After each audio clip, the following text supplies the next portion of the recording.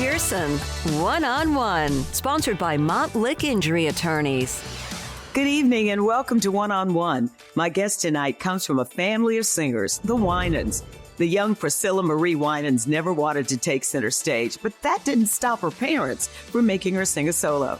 Now, thanks to her parents, Priscilla Marie is known as CeCe Winans, the best-selling and most award-winning female gospel singer of all time, earning 15 Grammys, 28 Dove Awards, 15 Stellar Awards, a Billboard Music Award, and more.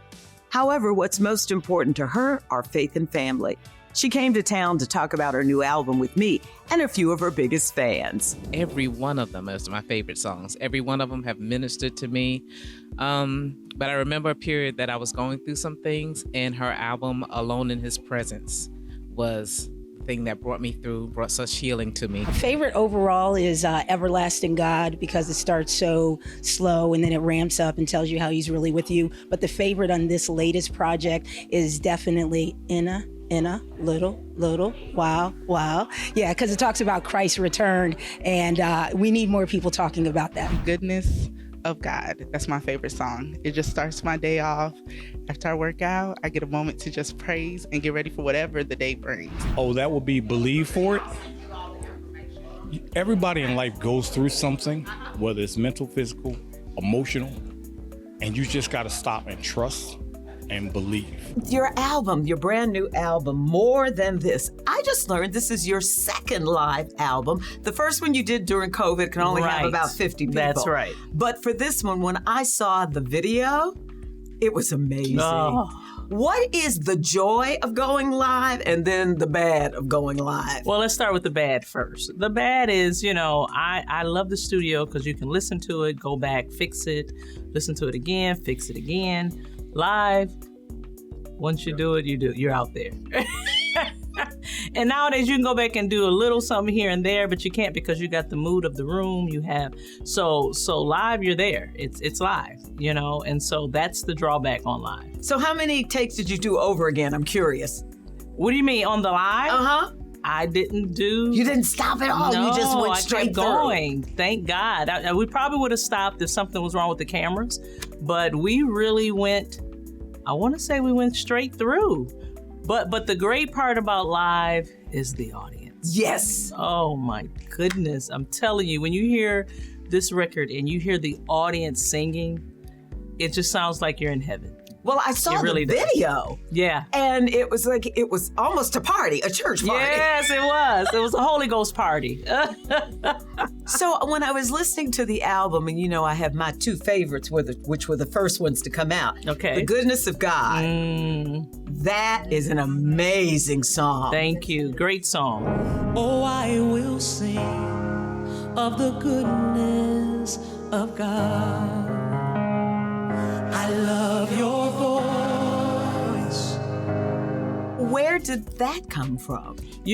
This song was written by a few people, but the first time I heard it was in a church service, my church service.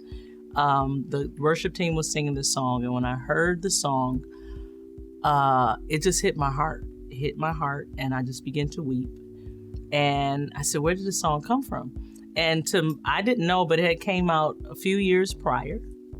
And I said, I have to record this song because the record was more of a record to cover songs.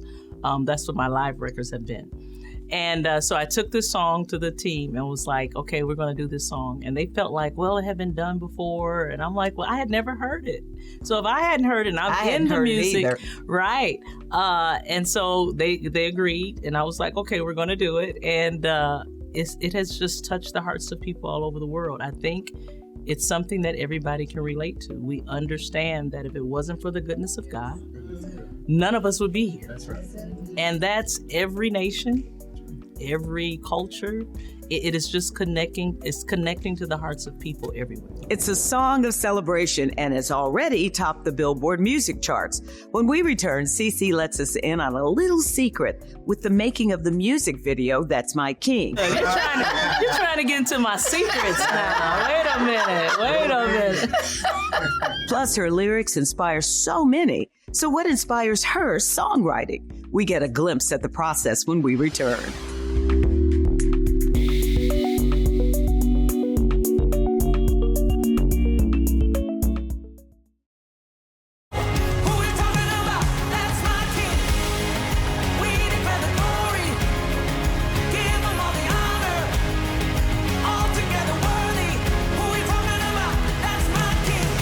it's a celebration song, and I love this song.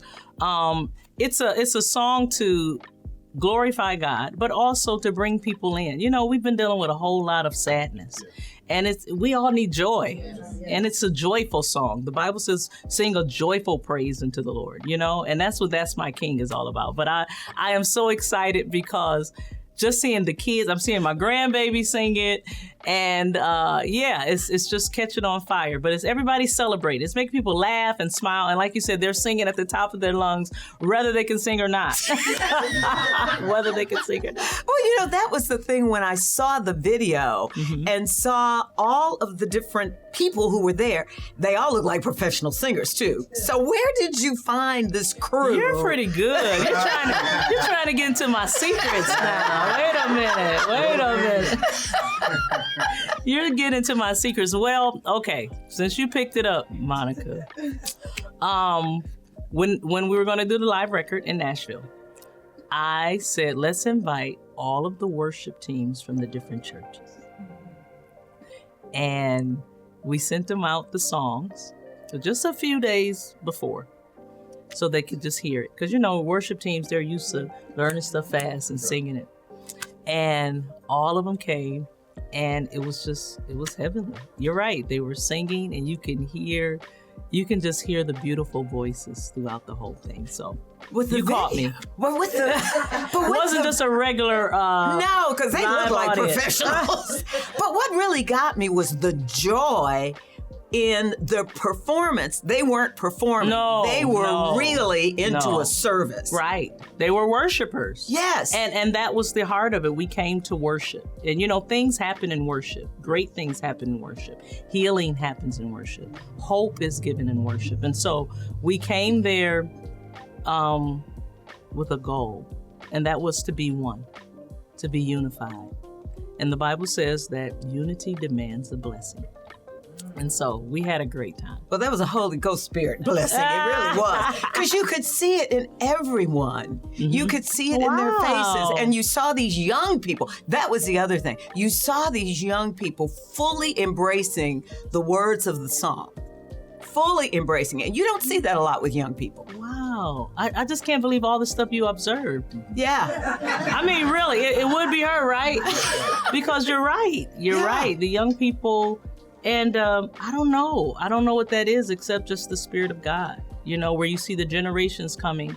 And I think the lyrics of the song is really relevant, the lyrics to all the songs. So when you say they're singing them because the lyrics mean something to them. That's my king. Yeah. There you go. And they're totally involved. Totally sold out to the whole thing. Like you said, it wasn't a performance. No. They were actually, each person was worshiping their king. That was amazing to me. Well, the other thing that I loved, you wrote several of the songs on this album. And see, when I think of you, I always think of you as being a performer. I forget you are a writer too. Yes. So when do your ideas for songs come? Different times, different reasons. I can't just put it. Sometimes it's something happens, you know, and a song drop in. Sometimes I'm listening to a sermon, and it's like, oh, that would be a great song, you know. And then sometimes you're actually going in, you're doing writing sessions and saying, what do we want to sing about? What do you feel like we need? You know, when we were recording Believe for it before we went into to do it live, we were writing, and it was like, we need something. We're missing something.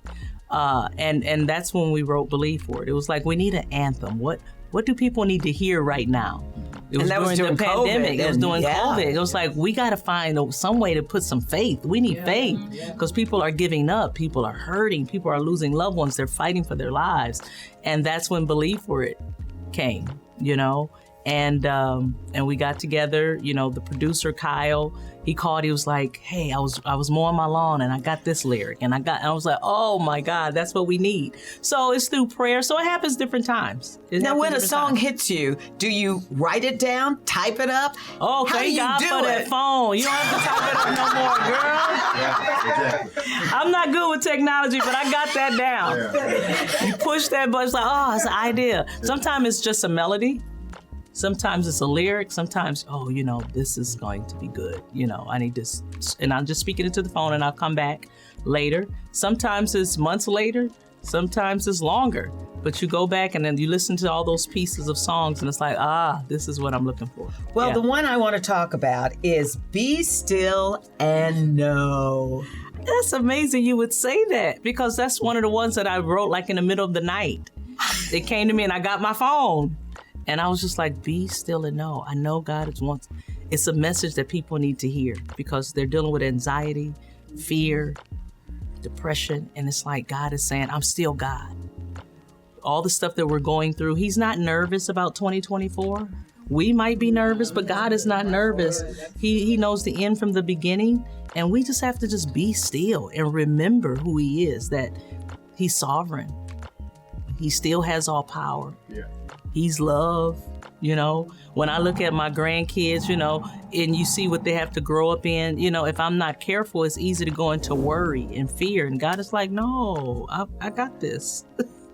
I'm a God of every generation. So be still and know that I'm God. I'm here. Be still and know,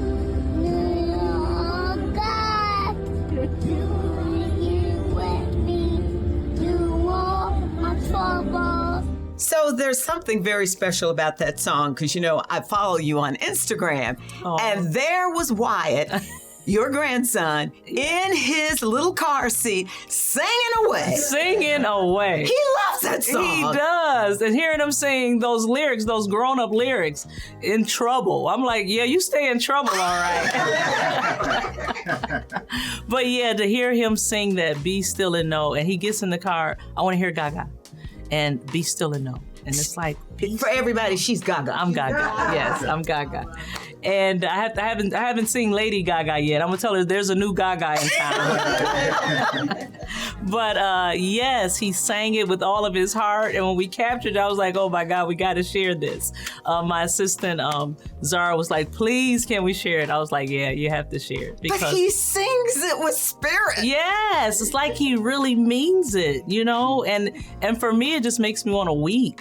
Because I pray for my children to fall in love with Jesus. As parents, that's the best prayer you can pray, because they're going to go through things, but if they have that faith, they're going to be okay, And now I'm praying it for my grandbabies. Lord, let them fall in love with you now because of the things they have to face. And so to hear him sing, and it's not just that one, he'll be singing That's My King and He Loves Never Lost, but he grabbed hold to that song off the new record, and I just thought that was hilarious because it's such a grown-up song to me. But yeah, because one of the lines, faced many mountains, shed many tears, and he's what, 4? 3. He's not even 4 yet, he's 3. And he sings the whole thing. We just cut it off right there, but he sings the whole thing, ad-libs and all. Yeah, pretty amazing. So now, we'll see. He's one of 3. There's Rooney, and then there's Rooney Marie, and Rooney then there's Honey. Honey Rosa. Yes, 3 now. So how bad is Gaga? What you mean, it's spoiling them? I'm not too bad. Because we want them to be good kids, but I just love them. I love them. I just get all the kisses in the world, And to me, that's when you talk about the goodness of God, when I see that, they're healthy, they're strong, I'm just grateful. I am just grateful. Tested but never broken. How CeCe has kept the faith and learned not to question God's plan.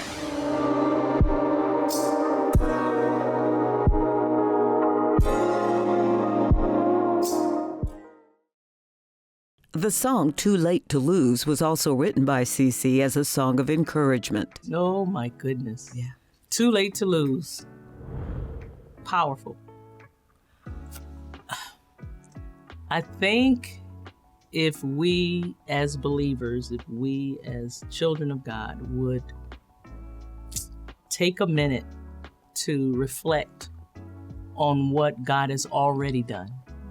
A lot of times we're focused on what we're still waiting on, what we still desire, and we'll let that outweigh what he's already done.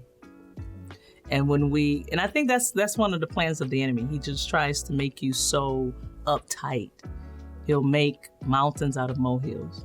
But even when it's a real mountain, you have to understand we serve a God who created the mountain, you know?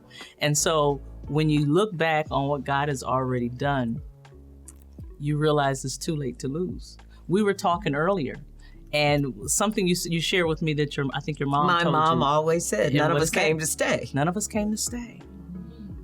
You know? And when you understand that he conquered death, we don't have to fear. We don't have to fear. It's too late to lose. He's already on the cross. He said it's finished. You know, I know that, and when I leave here, I'm going to a better place.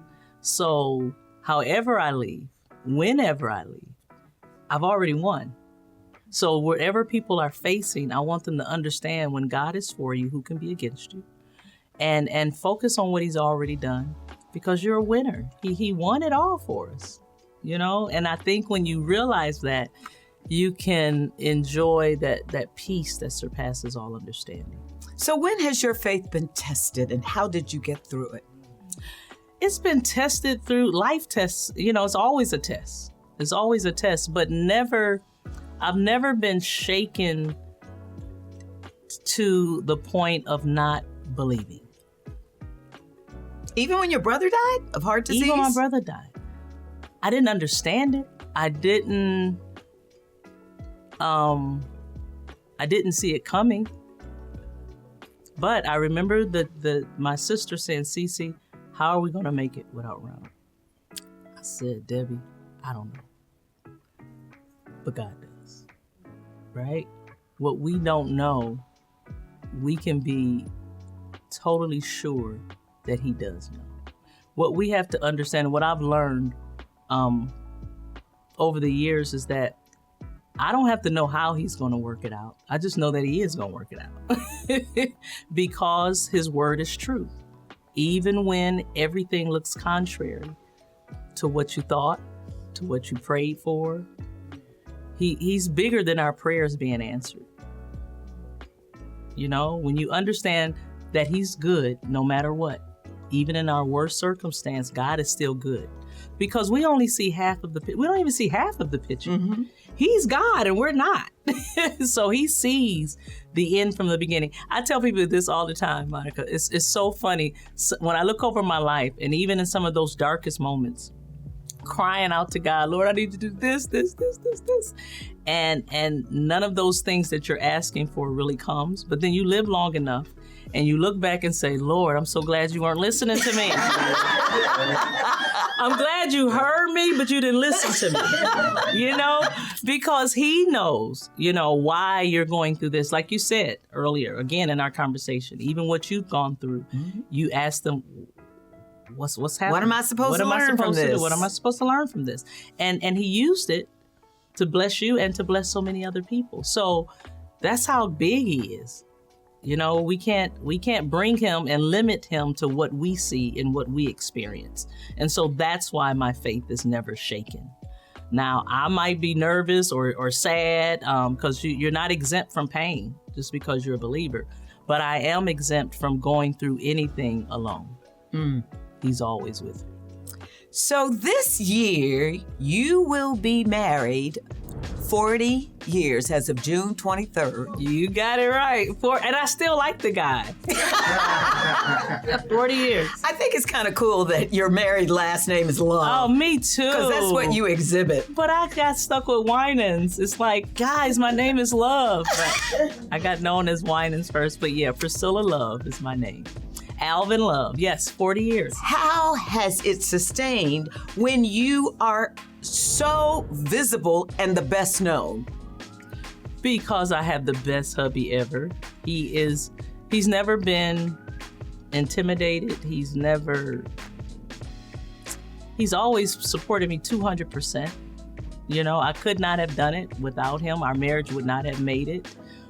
He understood the call on my life before we got married, and he promised he would never intervene. He would support it 100%. And then on my part, I had to understand that I'm a wife first. And so I've always honored him as my husband. I never made anything more important than him.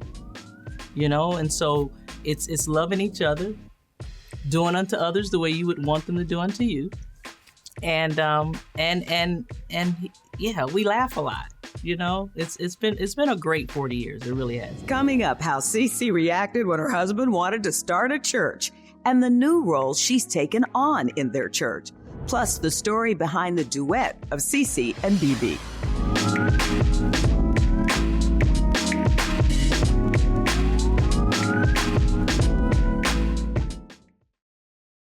This is the Nashville Life Church. CeCe remembers her reaction when her husband said he wanted to start this church. Oh, God.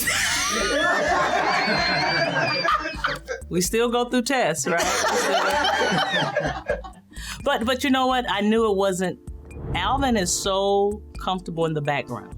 He is so, when we go out places, they're like, oh, let's take a picture. He's like, no, it's okay. You can take it with her. He's very comfortable in the background. So I knew that it had to be God. It was not Alvin to start a church. And prophecies started coming everywhere we went. Strangers would come up to him and say, have you started a church? He's like, no. And he actually told me, he said, CeCe, I will walk on the moon before I start a church. And he hadn't walked on the moon yet. But the church never say never. When God says something, just say, well, we'll see. But yeah, so I knew it was God. So yeah, we started a church. Like when we thought we were going to retire, we started a church. But you aren't the first lady. You're the co-pastor, although now your son is the senior pastor, the lead pastor. Mm-hmm. So how did you decide to be co-pastor versus first lady? Well, again, my husband was like, come on, you helping me do this, and really, I was really just the mother of the church. What we found out as pastors was God was really calling us to shepherd and to parent. When we started our church, it was very multicultural, beautiful diversity, but so many of them didn't have their parents. It was really eye-opening, shepherding and loving people. And that's really, we look at it and we look at the titles and it's like, oh, it's this and that. And a lot of times we miss the biggest part of being a shepherd. And that's just loving sheep. It's hearing from God, giving them wisdom, and being there for them as a married couple. They were able to see how marriage works, how to go through conflict and still be okay, healthy conflict. And it's been a blessing. It's changed us for the better. Yeah, it changed us for the better. Something that we did not want to do. But we said, yes, Lord. If that's what you want us to do. And actually, when he called us, he told my husband that my son would be the successor, that he would take it over. So it was really about Alvin.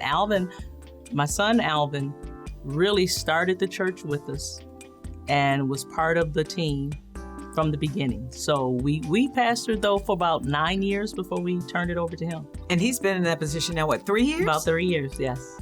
Yes, and he's doing fabulous. But awesome. Does he also still produce music? He does when he has time. But that's another thing. He loved music so much. He loved music more than I could have ever loved music, my son. But when he started the church with us, his whole heart went to ministry. I mean, he put the music down. But he's had time now to pick it up here and there. So he's still doing that, but very little bit of it. Now, Wyatt's mom, Ashley, what does she do now?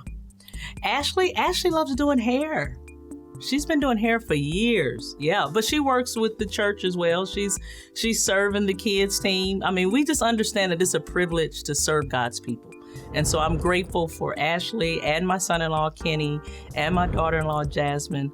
We're all just serving God and serving his people. So I've got to ask, your parents raised you all with only gospel music played in the house. That's right. I did the same thing with mine. So are your kids doing the same thing? Probably not. They're very cautious. I probably wasn't as strict as my parents. In the home, because I just believe that lyrics are powerful. Yes. I don't care how good the beat is. I don't care how nice the music can be. Those lyrics are powerful. And they will influence you to do the right thing or the bad thing or the wrong thing. And so they understand that. So in them not probably listening to just gospel music, they are very careful of what they listen to. It's going to be clean. It's going to be really what music should be. You shouldn't have to be scared of music, but when you listen to this music and it's encouraging young people to do all the wrong things, say the wrong things, encourage them to disrespect themselves and others. You know, the devil is just using music to really mess up our kids, you know, and so they understand it, and so they're guarding their children, which I'm happy about, you know. So I thank God that our parents were as strict as they were, because even though they didn't let us bring it in the house, we grew up in Detroit. You know, we heard Stevie Wonder. And the Four Tops lived up the street from you. Yes. So we heard, but even back then, the music was just very different. Good music, very different. Yeah, it was beautiful. Love songs, you know. So yeah. We were very careful what we listened to. I think one of the fascinating things about your family, 10 children.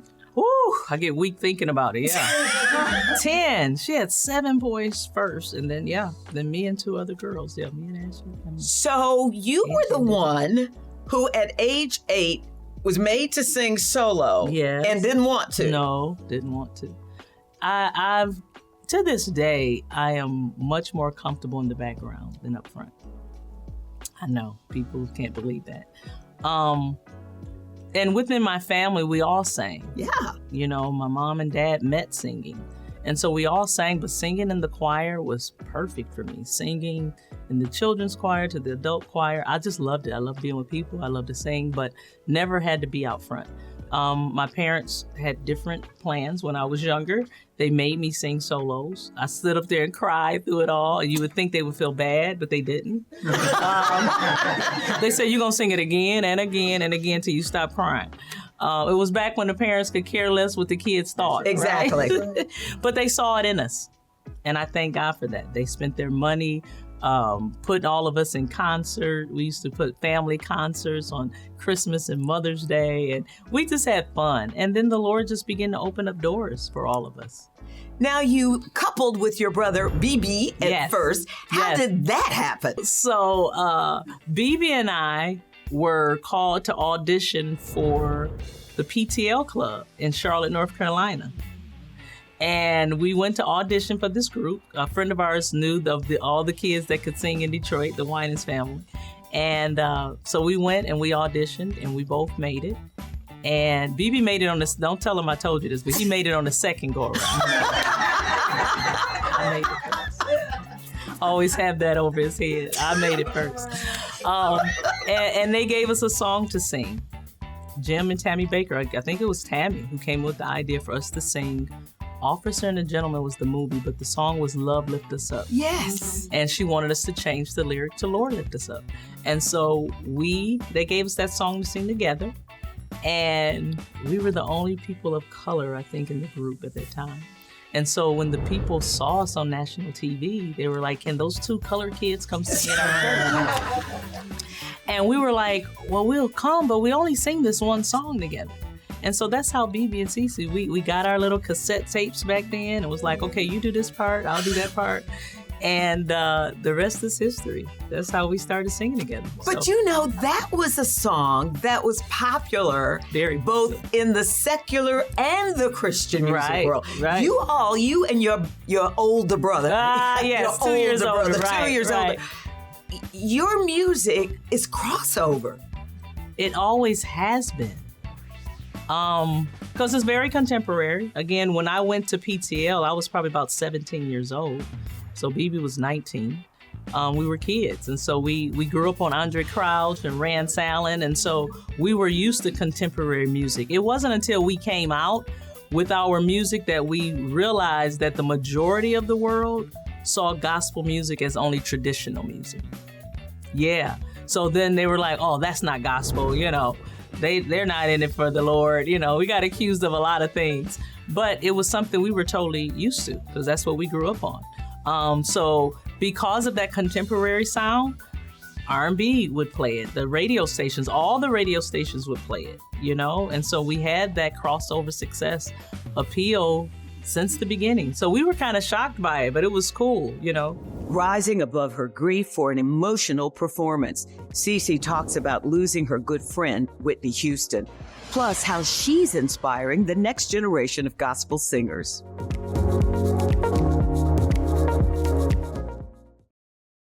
BB and CeCe Winans' album, Different Lifestyles, became the first gospel album by a gospel artist to reach platinum.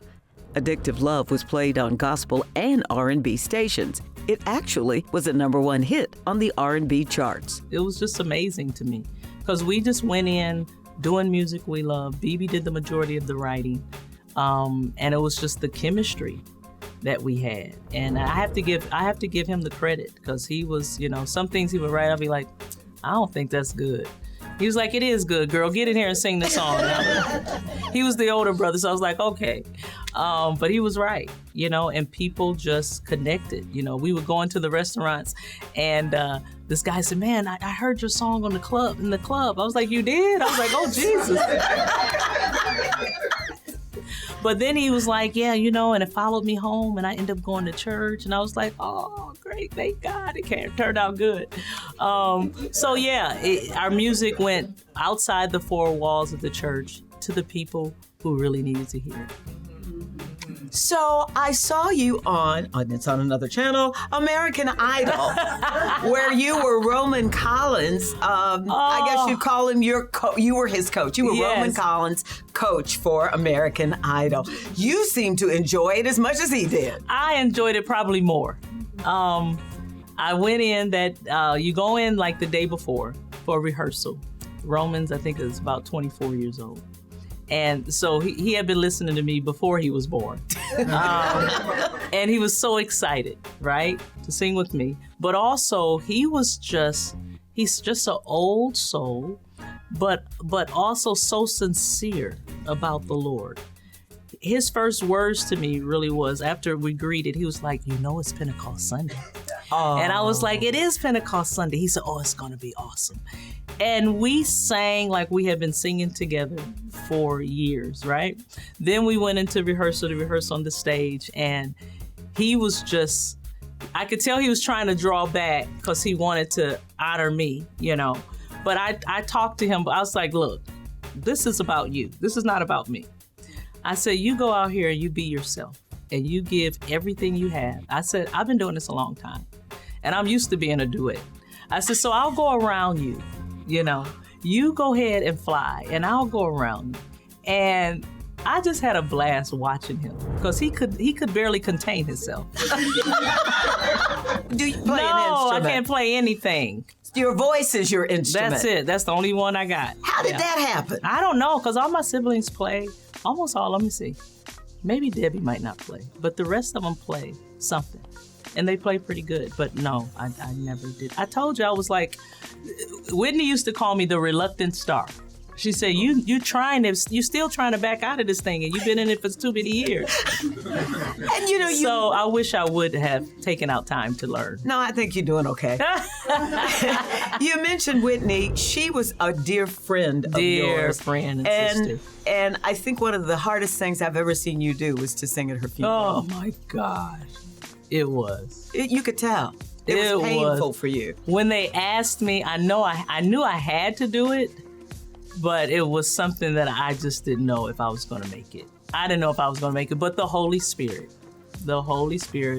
gave me enough strength, because Whitney used to sing that song, and she used to put that song, Don't Cry For Me, is the song I sang for her. She loved that song. To me, as a friend, that would have been not the funeral, but watching her decline would have been the hardest thing. And with you being such a strong woman of faith and her mother being in gospel music, right, it seemed there was nothing anyone could do. Yeah. I mean, other than pray. That's all you can do. Whenever you have a family member or friend that's going through any type of addiction, unfortunately you're limited. You're limited. And it is a painful thing to watch. It is a very painful thing to watch. You keep praying, you keep reaching, you keep, even the up until the week that she passed, I talked to her that I was just checking in on her, and she was doing pretty good. It seemed that she was doing pretty good. She had went a nice little stretch. She said, "I'm doing good. I'm about to get on the plane. I'll go to Clyde party, and then I'll talk to you later." I was like, "Okay." And a few days later, my daughter called me. It was like, "Is it true?" I said, "What?" "Whitney." I'm like, "No, I just got off the phone with her. She's fine." Because, unfortunately, because I was up close and personal in probably towards the last 20 years of her life, it was amazing to me how people could make up stories. And you're in the public eye, but that level of fame was just unbelievable. So I didn't believe it. I was like, no, they're just making up something else, And she was like, my daughter was crying.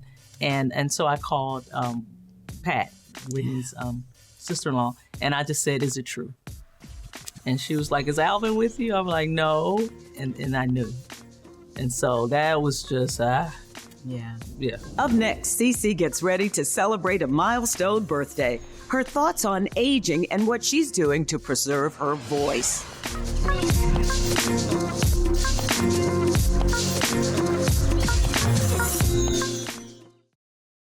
October 8th, 2024, CeCe Winans' love turns 60 years old. It's a really great time for me.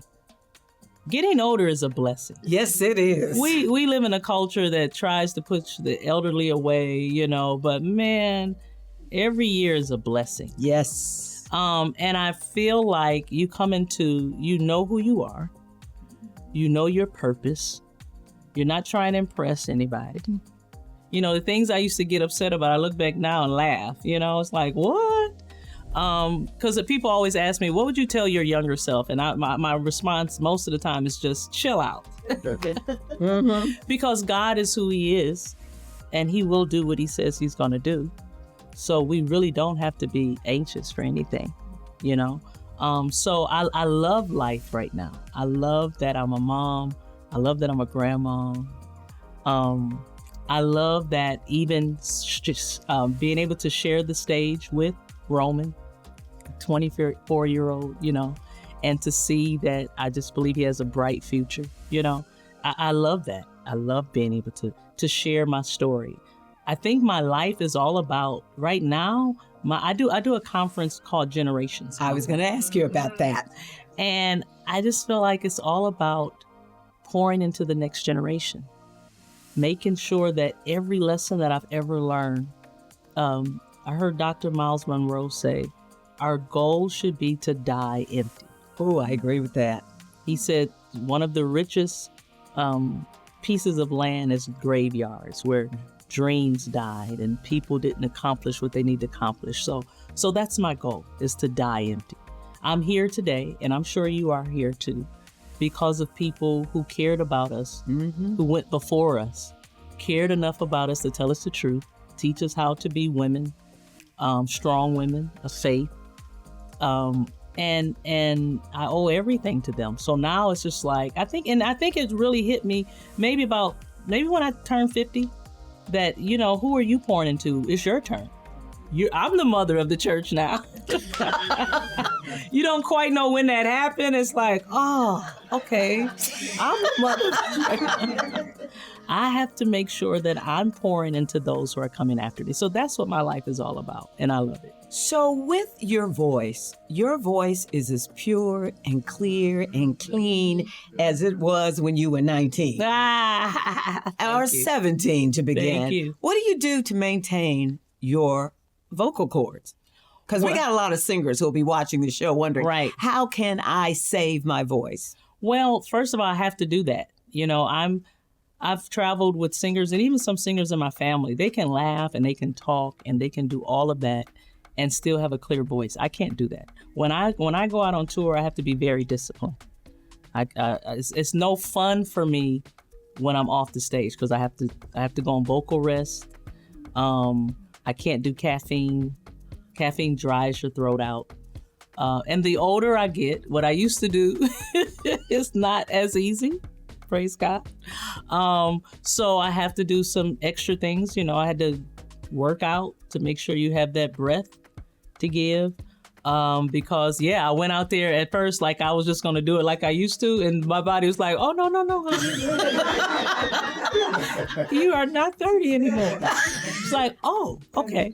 So you have to respect that. You have to just understand that your body is fragile, and I have to discipline. I mean, I even limit how many shows I'll do in a week. I can't do what I used to do. So I'll do 3 when I'm out on tour back to back, and then I'll go rest. Then I'll do, well, we would love you to do 4 or 5. I said, oh, no, I won't have a voice. So there's different things that I have to do in order to keep my voice. But also, I'm not a drinker. I don't smoke. All those different things that will mess up your voice. Thank God I drink water, So it's little things, but God is just good. Thank the Lord that I can still sing, and I have fun doing it. And now I know how to do it too. After you've done it for so long, you know how to deliver what you need to deliver. Well, I have 2 more questions, and then I'll let you go and let our audience ask questions. But what is the best advice someone in the business gave you? That's a good question. And I've had some good people. I won't say she gave me a lot of advice, but I watched her. Tremaine Hawkins. Yes. Mm-hmm. I could cry thinking about it. To me, she is just the picture of grace. I watched her, even to this day, but way back when, she's always going to have a scarf around her neck. She's very poised. She's very professional, but she's very ladylike. And to this day, I look at her and say, oh, I want to be like that. Yeah. So sometimes people can teach you things without even talking to you. Even though we've talked down through the years. But I just sit there like a kid in the candy store, just like, what do you have to say? And I just love her. I love her spirit. And to me, the older she gets, the more beautiful she gets. When there is something keeping you awake at night, or something's bothering you, or there's a concern, what is the song that you hum or sing? Oh my goodness, we don't have enough time to go so long. It just depends. But there's so many songs. I love Marvin Sapp, Never Would Have Made It. But I love the hymns. Great is Thy Faithfulness. Yes. You have to be reminded. Those old hymns just remind you that God is still God. In the rough times, and then sometimes I'm expecting great things. Rashia Hilliard recorded a song, I'm Expecting Great Things. And I love that because I've learned that you're in the tongue, there's life and death in the power of the tongue. And when you speak life over yourself, even in the bad times, you'll get life. So I learned a long time ago that when we speak throughout the day, you're either activating darkness or you're activating light. So I'm praying, whatever it is, I'm going to pray and I'm going to worship God and I'm going to speak life over that situation. Well, now it's time for me to allow my audience to ask you some questions. Oh. What would be the first bit of advice CeCe Winans would give to the amateur or semi-pro that is ambitious to your level? Integrity, not your gift. That's right. There's a lot of gifted people. Yes. But having integrity, treating people with respect and honor, they'll remember that. That's right. They'll remember that before they remember your song. You spoke of the hymns and how much they mean to you. Do you ever think you will do another album or another CD or a body of songs with the hymns? Yes. I'm thinking about doing that really soon. Yeah. Hymns. We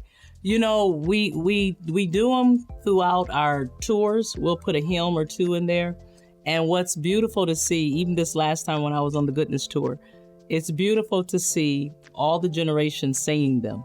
Young people love them, and we don't want to lose them. And so, yes, I plan on doing that pretty soon. What a way to end the night with a little breaking music news. Thank you for spending the evening with me and CeCe Winans. And I want to thank our audience for the great questions. If you want to see more of Monica Pearson one-on-one, all you have to do is subscribe to Peachtree TV on YouTube. Good night.